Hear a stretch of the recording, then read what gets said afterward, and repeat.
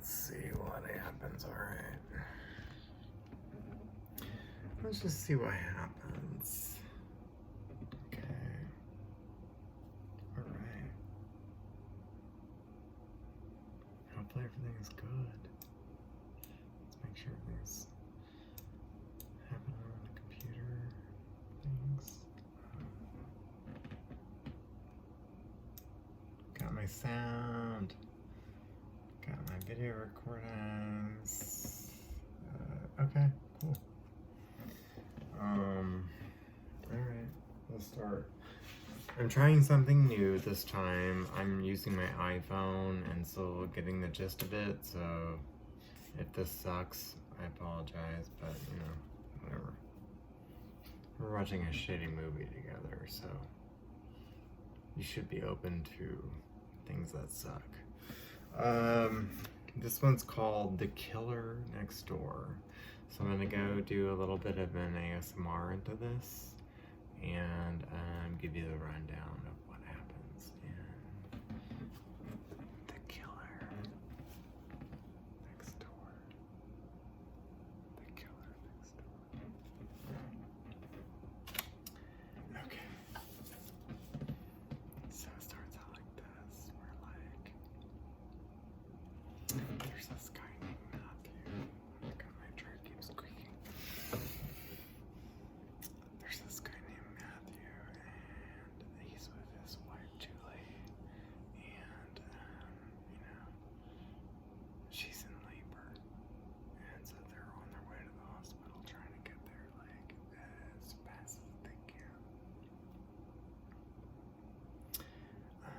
In the meantime, they're having like this really weird casual conversation about how much they love each other in spite of the emergency, which I don't completely understand, because it's like, okay, I get her like setting the precipice that these two really cared about one another, but at the same time, is this the right time to be having that conversation? Well, I guess it is, because boom, boom, boom, boom.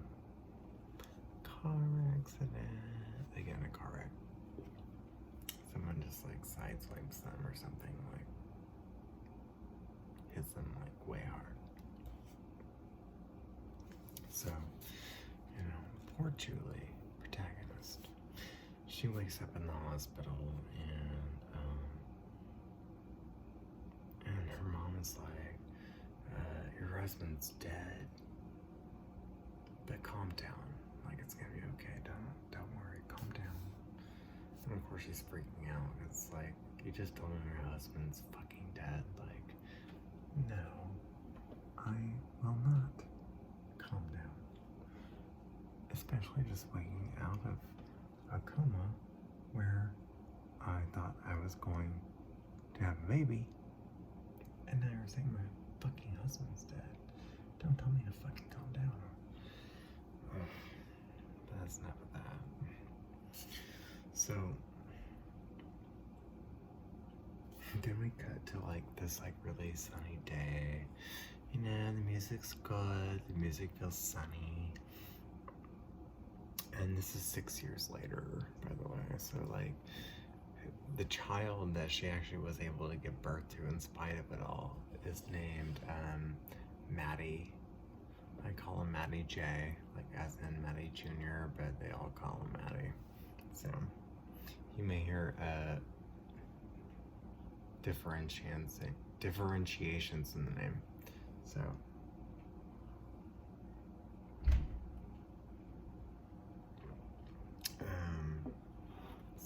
yeah, so everything's going great. It's 6 years later, and this mom, Julie, has decided to move into this kind of like roundabout circle, desperate housewives neighborhood, suburb, because she thinks it'd be a great place to raise a kid. Don't blame her. It's very like upper class neighborhood. Seems really nice. I mean, looks good. So, you know, place to raise a kid. Great. And then she meets with who I originally thought was just like her old best friend, and I wish she had an old best friend because I think that this, if she had had an old best friend in this movie, that old best friend would have been like, dude, like, here's what's going on way before much more goes on. So, this woman's name is Allie, and she's actually the sister-in-law of the protagonist. What's her name? Who cares? And so she's like, you know, everything went really bad with, you know, my brother / your husband, and I just want to be there for you. And so I'm so glad that you moved out here because I feel like it's a really great opportunity for us. Red flag already, because it's like, who's doing that? Unless you have like an ulterior motive. I'm sorry. I just don't trust you. And then we cut to like this crazy shot where like some woman we don't even know like gets randomly like choked out in her car. Like she is being choked from like behind, and we don't know who's doing it, but we do know that it's outside of like a fitness center. It says like sports and fitness gym. It's whatever. Who I originally thought was the old friend, who's not, who's the sister-in-law, introduces the main character to the Nextdoor app so she can settle in. Can we just take a moment, because I've used the Nextdoor app. It's literally like just nothing but fucking gossip and people being terrible to one another, and just like overall, what the fuck? So I don't know. That may be just my experience, but after what this woman's been through, I would not be recommending her to get on an app like Nextdoor, because there's gonna be gossip. There's gonna be, well, we'll see what happens in the movie. So whatever. She introduces her to Nextdoor app, which I think is called like Nextdoor Buddies or something like that in the movie. Anyway, so yeah, Julie starts looking for nannies. She has a Skype with her mom. Her mom seems pretty cool, and also she's got a job interview, so like things are looking up for her. You know, thank goodness. And I was like, old friend? No, it's actually her sister-in-law, Allie, which we find out through this girl's mom. We don't actually find out that Allie is not just an old friend, but a sister-in-law through this protagonist's mother. Moms always know.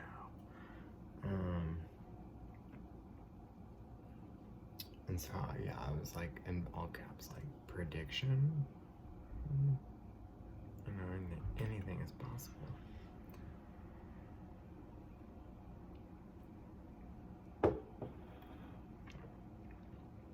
Okay, so, good things happen. Julie gets hired at a job, and in the meantime, while she's getting hired, she runs into someone who works there, and he's like this really hot guy who, let me try to understand my notes. Meets hot guy who works Marisol the nanny, has also been hired. Yeah, no, okay, so yeah, she just meets the hot guy who works there. He doesn't work Marisol, as far as I know. So yeah, she meets the hot guy separately. Marisol becomes the nanny who's been hired around the same time that Julie has been hired for her own job, because she has to go to work. She needs to find a nanny for someone to look after her kid in the meantime.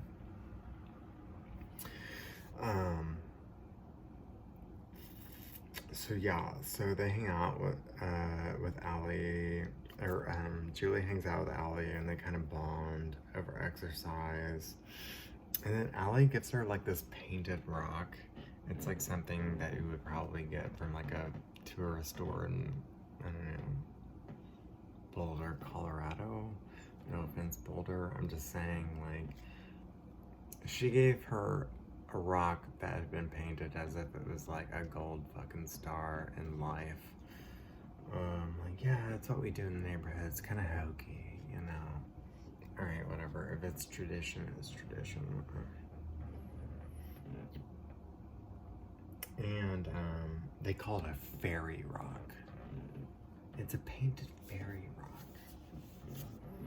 As if that makes any fucking difference. You just gave me a fucking rock that you painted, bitch. Maybe you could have gone to, I don't know, Bed Bath and Beyond and got me a blender or something. I might be into, you know, morning smoothies. But you won't know that because you got me a fucking painted rock. By the way, I'm sorry, my chair is probably making noises. Hopefully people with ASMR who like that sound are gonna be like, I love this video. Either way. Hate it, love it. I'm gonna learn along the way. Paper flipping. And I have this really cool journal that my mom gave me. And each one has like a little quote on it. Gives me inspiration.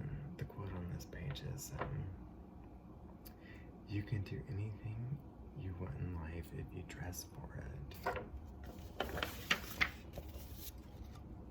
I've never always believed that to be true, but hey, I can pull off some crazy shit that other people can't. I love to wear crazy shit, so, you know, it's different for everybody. Anyway, so our protagonist runs into the hottie of the gym, asks her out, and then later that night, there's a hooded figure outside the house with, like, she's taking or either watching or streaming live video on her phone between her mom and her sons. You know, this hooded figure has actually planted like cameras, like live cameras inside the house. And then there's like this really hot cop, and it's Lifetime, so I mean, like, this guy would never be a cop, but he was like definitely giving me like stripper vibes. Like he was a stripper cop. Either way, I was okay with it. And so, you know, stripper cop's like outside, approaches the hooded figure who has like a female build, and we're already kind of like, we think it's a female involved, you know, or at least I would, based on all the Lifetime movies I've seen. But she's like, whatever. Okay, so late night hooded figure is outside the house with live video on phone, and she's watching mom and son. Hot stripper cop is like, what are you doing? So this like hidden hooded figure beats the cop over the head with a tire iron, I believe. And then, you know, 911 gets called. There's an intruder in the house. And the cop seems more focused on the son's teddy bear, which is named Bibby, which is kind of a clue, but it's really where this completely clueless police officer would like tiny in on something as dumb as this. But the teddy bear is named Bibby. He asks how it's spelled, and she's like, it's Bibby. Or no, wait, Bibby. And he's like, 3 B's. She's like, yeah. None of this is important at all whatsoever yet. Part of the movie. So whatever, Ellie insists that, you know, homegirl's like, post this on Nextdoor. Let's see what's going on, you know, like, then we can see the girl who's putting on, okay, so that flashback we had earlier where the girl was getting killed outside the gym. She's wearing the exact same type of, like, gym polo that employees are required to wear at this particular gym. And our main character has a job there now. So it's not just that, but it's like she's in getting herself deeper connected. So whatever. You know, like this victim was overlooked, never really gets mentioned. They just wear the same polo with their own names like embroidered into it. You know, so Julie Castor, the main character, has like her name embroidered into her like kind of maroon and yellow polo. And of course, like she posts on Nextdoor about everything, and the comments are surprise, surprise, like super judgmental. This is why I'm not on Nextdoor, folks. I don't fucking get Nextdoor. Sorry for banging. I don't fucking get it, because like honestly, it's just Gossip Central. It's literally like Desperate Housewives and this new social media way of talking shit about their neighbors with other people. That's been my experience with it. I can't say that for everybody, but to each their own, you know. I'm sure every city is different too, you know, and every district within that city is different. So I'm just saying I didn't have a good experience with them. Take it as you will. Okay, so the hottie at the gym asks the protagonist out again, and she finally like accepts, even though she kind of like accepted already, but they're being like, accept, so whatever, she's accepting again. I don't think she needs to accept the second time. This guy should have figured it out the first time. That's how I see it. I may need to go back and watch it, but whatever. And so yeah, you know, they go get a couple beers together, not pretty innocent, you know, like, let's drink a beer. He admits that he's a widower of 3 years. He's been alone for 3 years after his wife died. And, you know, obviously she took to that because she's like, yeah, I'm a widower too. Like, my husband was killed in a car crash, and so it's been hard for everybody. True love. They got this thing in common, so it's like, wow. But while this is happening, someone's taking photos of them, and we can't see who. We just see like shots from their POV, like psh, psh, psh, as they're having this dinner. I don't totally get it, but it's happening. And then Marisol and Mede Jr. just happen to be there, so they join them. And then the pictures from the POV of someone else will see is still happening. Don't know, don't care. Well, I do care, but it's like, pay attention to your surroundings, folks. That's one thing I can offer advice to you as someone who's been stalked before. Pay attention to your surroundings, okay? That's my little tip for you.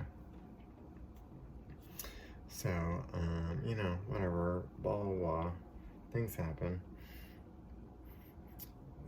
The next day, Lydia, who's like the neighbor, and she's like an older woman, and she's like very like just a hard ass and very set in her ways. Like, she's just like, things need to be a certain way, and that's because the homeowners association said so. Even though she doesn't say it in those words, that's what she means. And so she's pulling up our protagonist's trash bin from her driveway up toward the house, and the mom's like, oh shit. Okay. Restore recording. So the mom's like, yeah, I was actually just on my way out to pull up the trash right now. And she's like, well, you've been having it sit out for like almost 24 hours, and that's an eyesore. And you know, any neighbor who complains about something as ridiculous as the trash bin sitting out for more than 24 hours is an eyesore. It's just a complete fucking asshole. And if you are one of those people, let me tell you right now, you're a complete fucking asshole. Get over it. So, you know, these things happen. Let me catch my place. I think that's gonna be my new thing.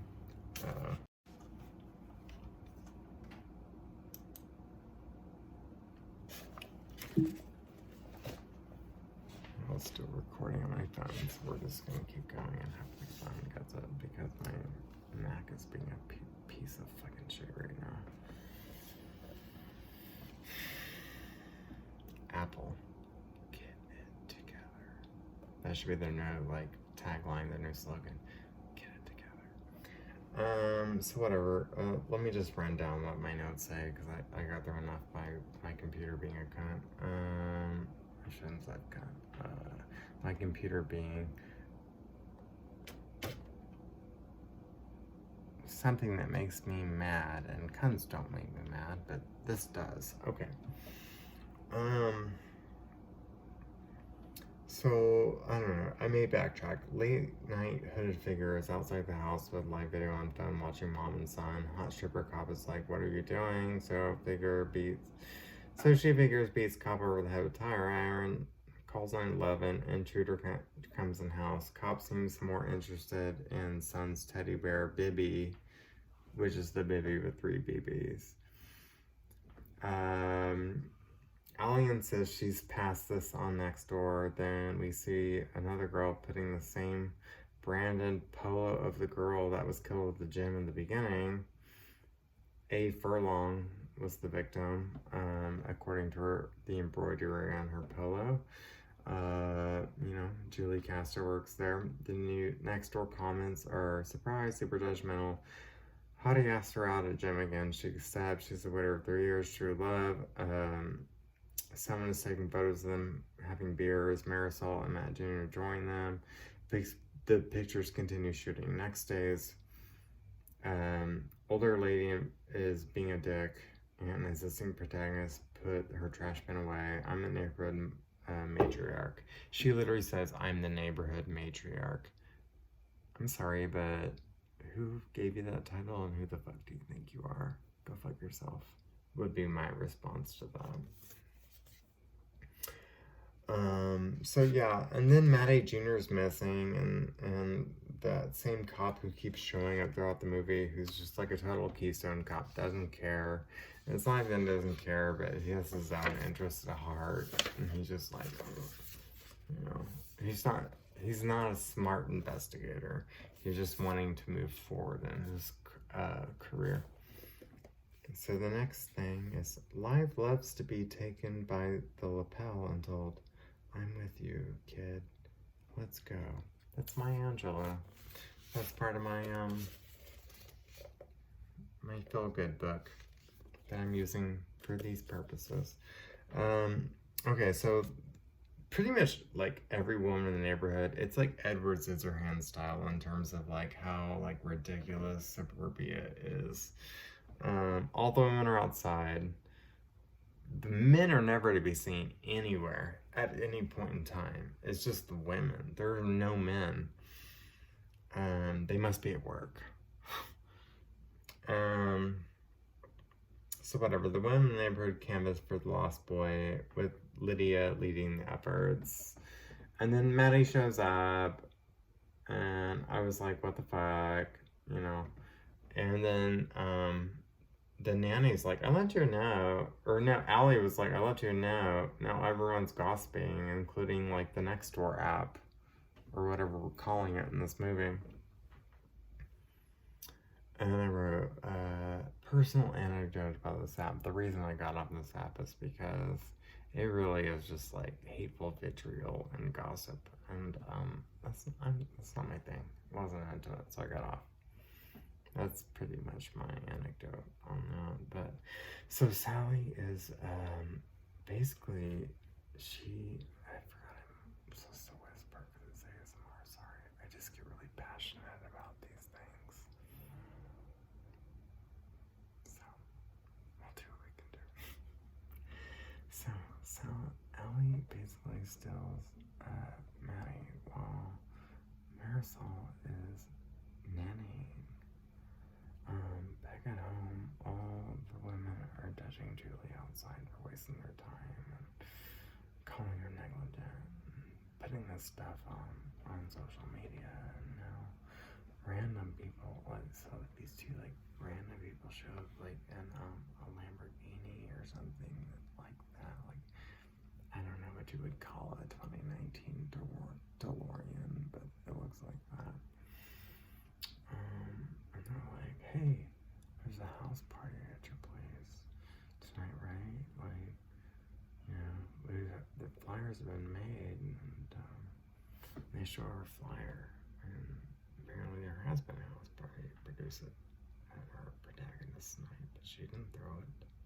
It looks like big party's happening. People are already driving by in the middle of the afternoon to be like, is this happening tonight?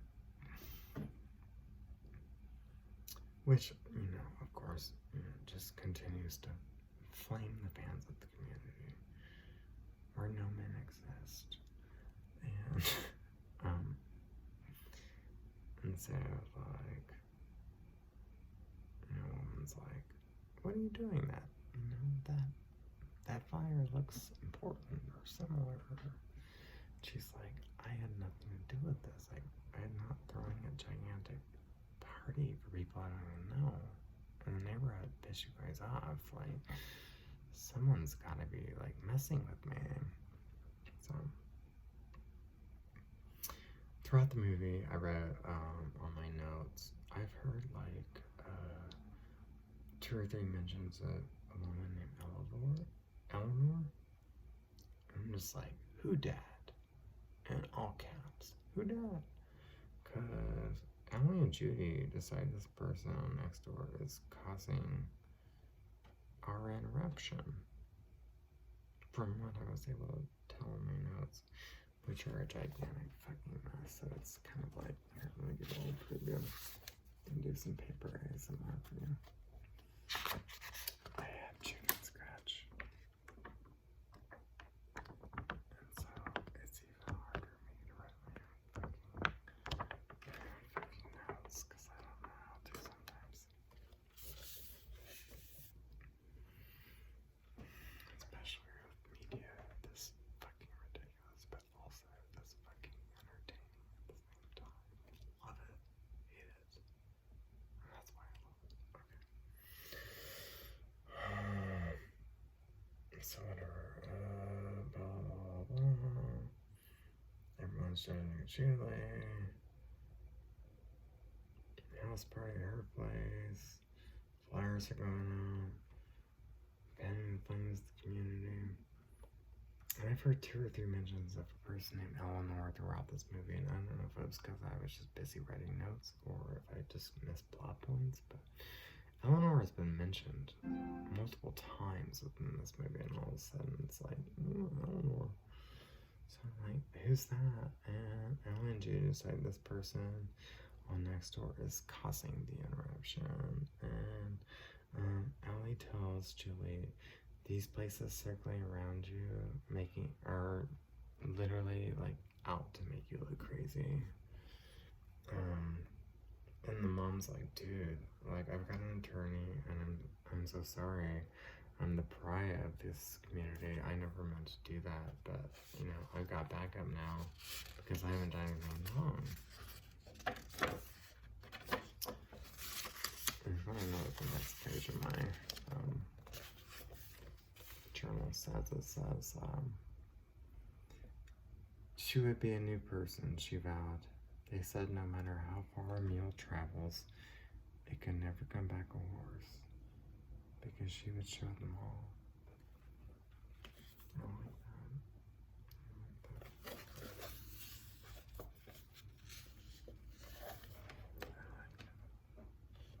I like it.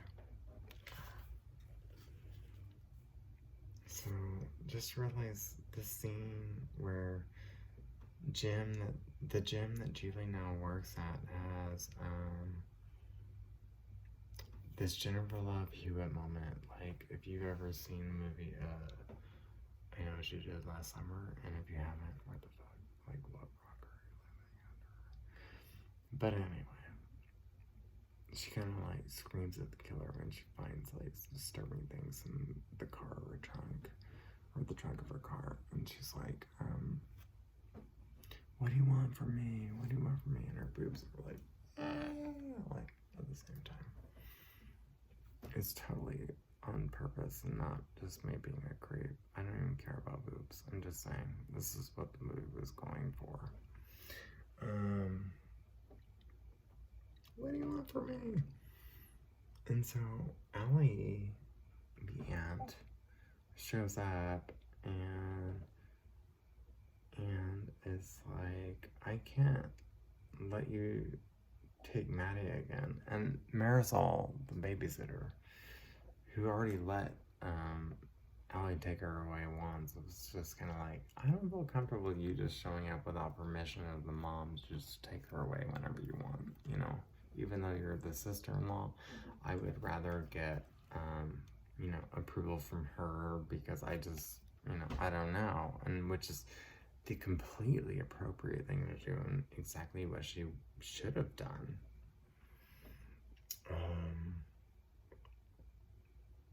She's like, let me ask Julie first. So then we see Ellie get on the phone, on her cell phone, and she's asking about another person's address, and it's like very suspicious. Even the music's getting like suspicious. Like, what? And I think like the babysitter kind of like has like this realization, like, it's you. Oh my god, like, it's you. You're crazy. So of course, you know, she's there wearing her hooded shirt, you know, making her the hooded figure, and she knocks her out with a painted rock.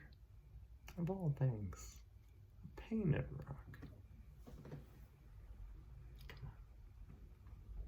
Nobody wants a fucking painted rock unless you're like, you know, a parent receiving a gift from, you know, someone between the ages of 6 and 10 who learned something in school and wanted to give you something special.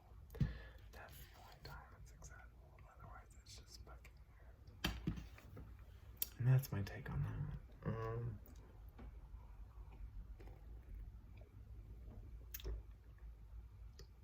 So yeah, mom gets a call.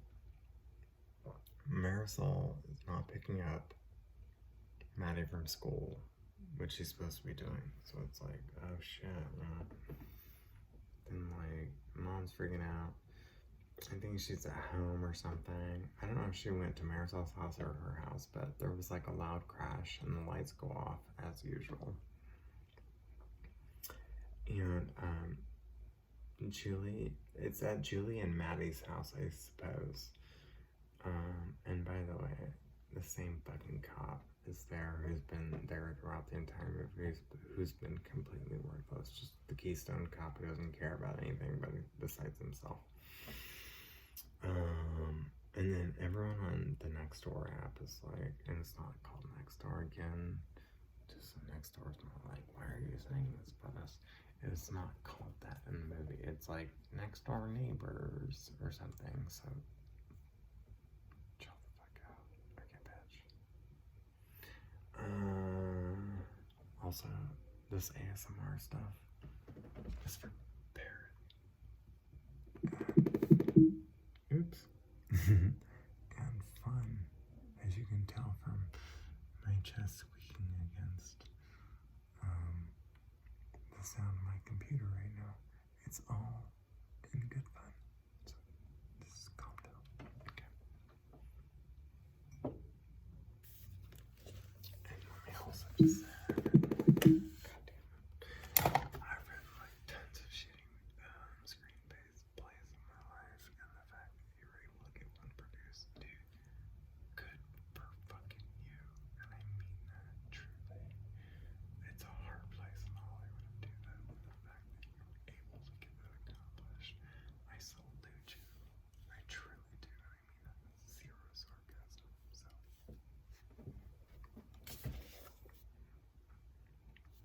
okay, so loud crash, lights off at the house, cop, everyone's next door like,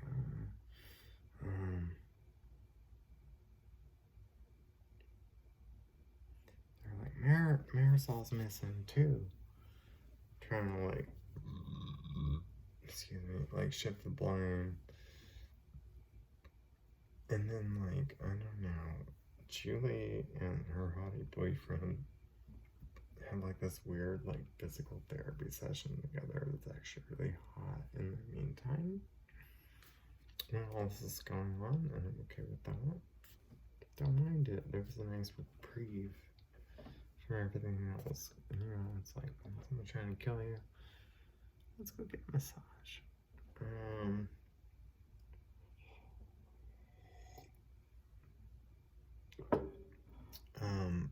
So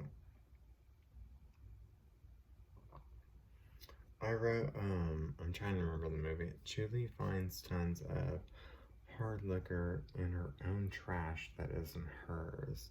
This was trash that was brought out by Julie, the neighborhood snob. And it was like accusing her, like, why? Like, you need to go easy on the alcohol. And then Julie's like, this is not my alcohol. Like, this was planted here, you know? What's going on with that? And then Ellie and Julie have a heart-to-heart over a cup of tea. And Ellie doesn't seem super comfy that Julie has a date with Hottie.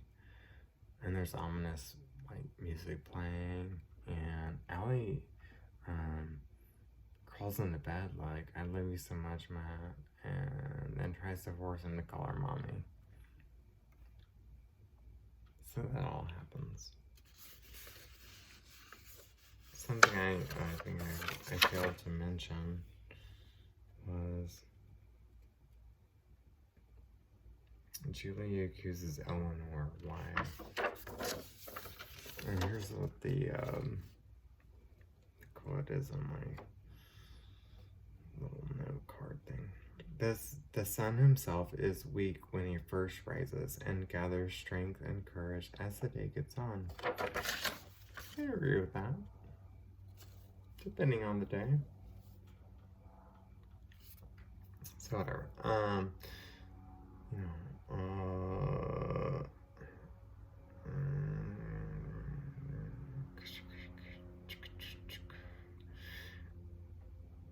Allie crawls into bed like, I love you so much, Matt, then tries to force him to call her mommy. And so this hottie is giving a Santa-sized bag gift to Maddie. And I mean, literally, he's got like a fucking, what you would imagine in like old-time Christmas, where Santa's got a big old red bag. And it's just full of toys for one child. Two maybe. And gives it to him. And so the hottie asks, gym management to give him a leg brace so he can take a hike with the girls soon. He's like, yeah, I really want to take a hike. Which I'm like, that's already suspicious to me. Even if you're somebody who lives in LA, I'm like, you've been injured. You want to get a leg brace right now so you can go take a hike. Why don't you work on physical therapy first? That's just my opinion.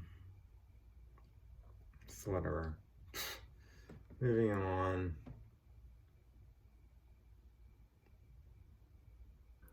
So yeah, we got the hooded figure, knocks out his leg while on his way out. Julie gets a call and gives Nanny,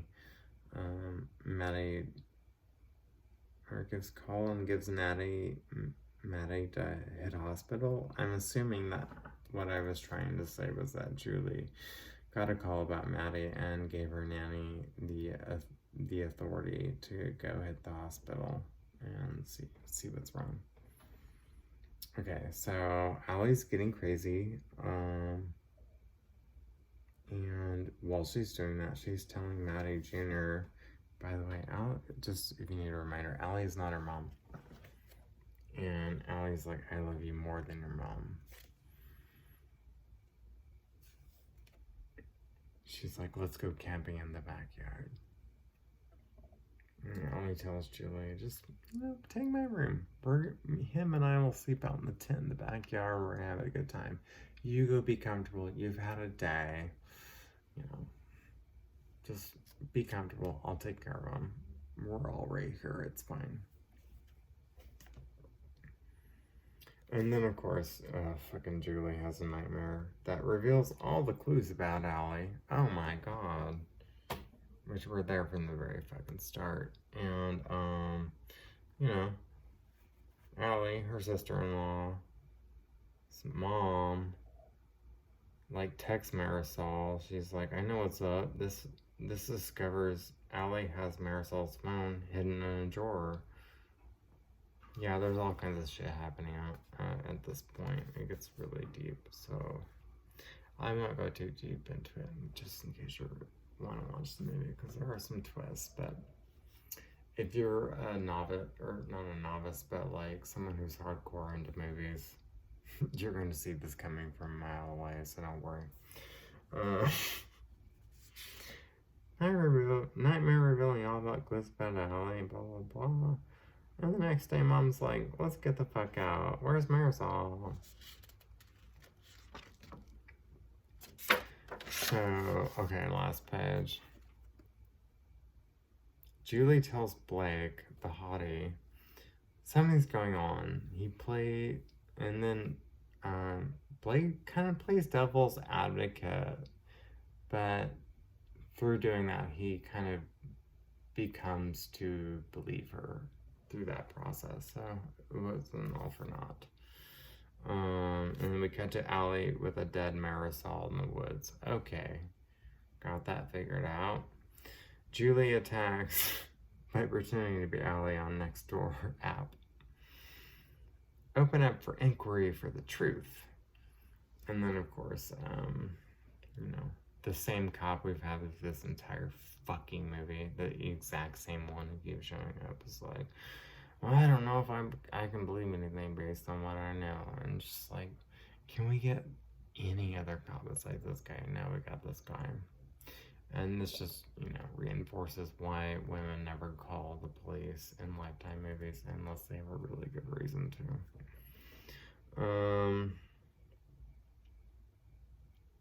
She's like, this kid isn't 6, but reveals Allie gave him instructions on a theme park map? ?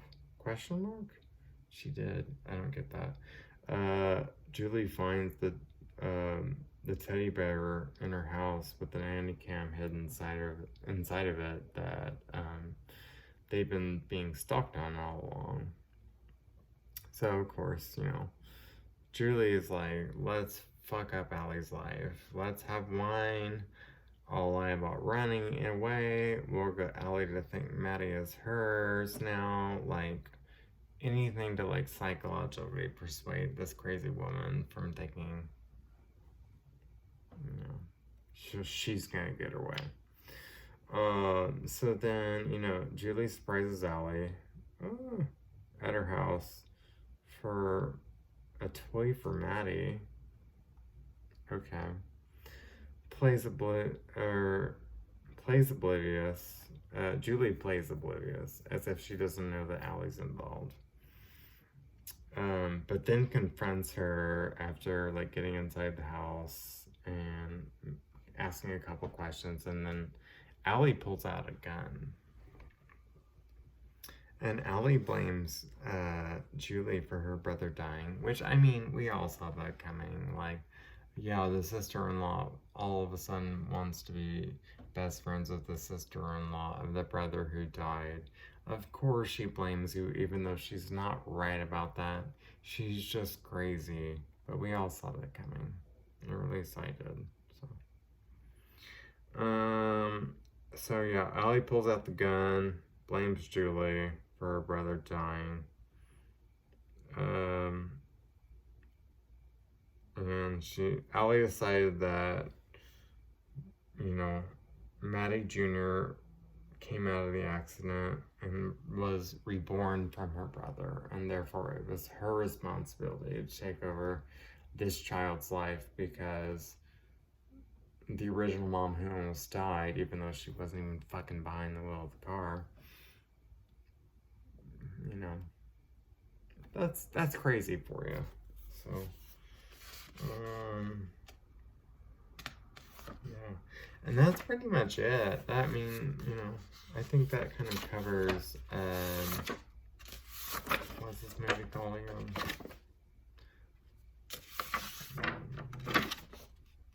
The Killer Next Door. So, I hope you all had a great time listening to me ASMR about it. I tried to ASMR, but I got really into the plot, so I'm just gonna say it's general / softer talking. I don't know. Surely there's an audience for it. I mean, these days there's gotta be an audience for everything. But anyway, if you enjoyed it, thank you so much. And if you didn't, go fuck yourself. And I want to do more of these, so we'll see what happens. All right. Good night, and love you all. Have a good night.